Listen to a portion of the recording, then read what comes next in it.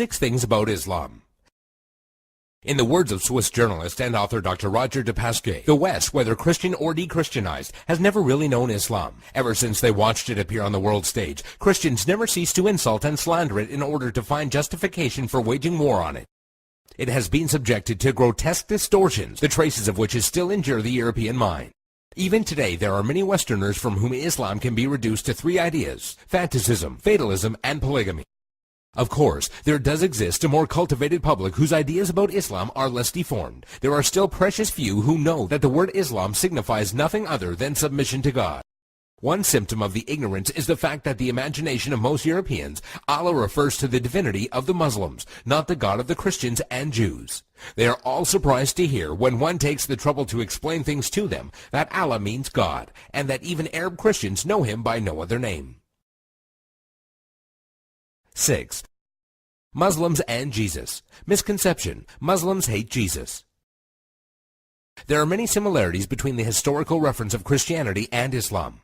Many people are amazed to find out that according to Muslim belief, Jesus is one of the greatest messengers of God. One cannot be a Muslim without believing the virgin birth and the many miracles of Jesus Christ. Jesus is also mentioned in many verses of the Quran and is often used as an example of good virtue and character. However, the main difference between Christianity and Islam is that the Muslims do not believe that Jesus was God. 5.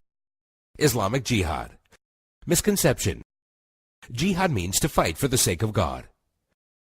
The true Arabic meaning of the word jihad is struggle. However, in Islam, it is often used to describe the striving in the way of God.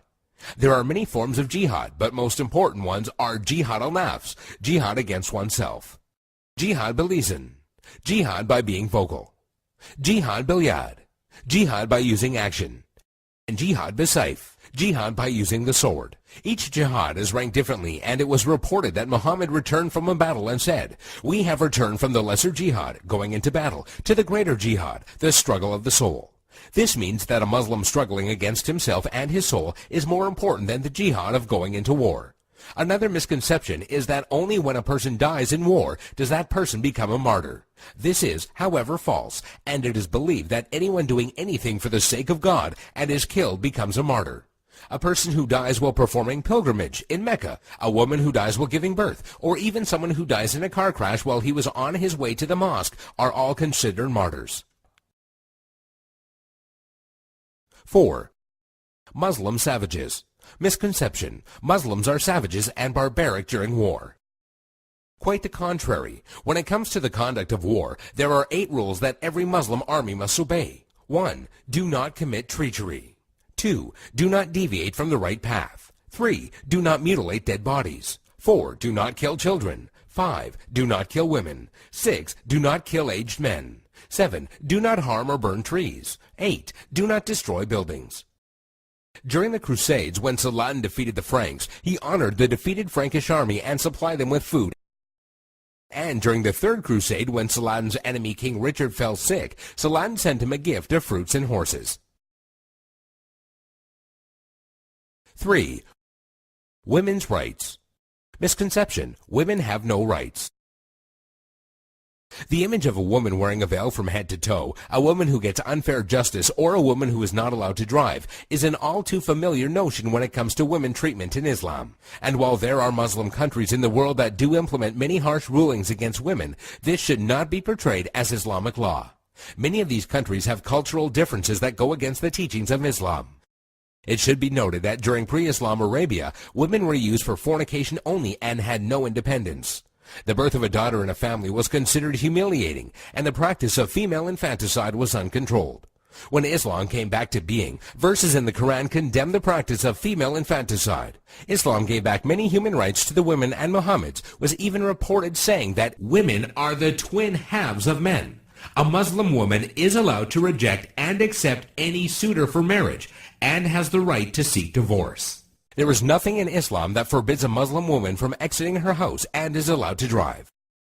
Also, in regards to education, a woman is obligated to seek knowledge, and it is considered a sin if she refuses.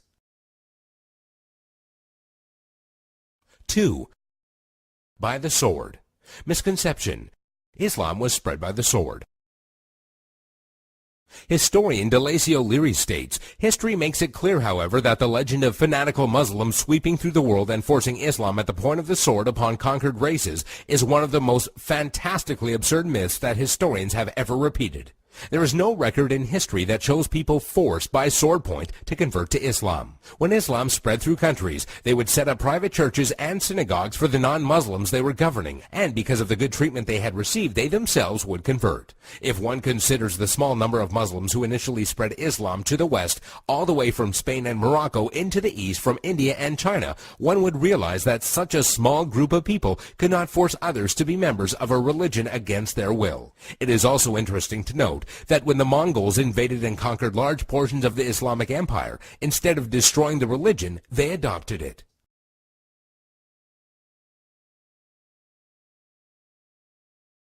One, Islamic terrorism. Misconception: Muslims are terrorists. This is by far the biggest misconception of Islam, given unfairly by stereotyping and the public image that the media gives. Has anyone else noticed how when a specific group of people attack another group of people, it is labeled as a hate crime, but when a Muslim opens fire on anybody, it is quickly regarded as terrorism?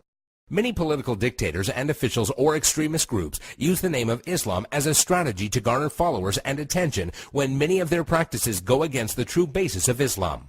The media has also portrayed Islam as a cult or a club where if you join you become a terrorist, and that is now part of your agenda. However, all over the world people practice Islam in the true form and use it as a way of life. There are many verses in the Quran that go against the idea of terrorism. Some of these verses include, "Fight the way of Allah, those that fight you, but do not transgress limits, for God does not love transgressors."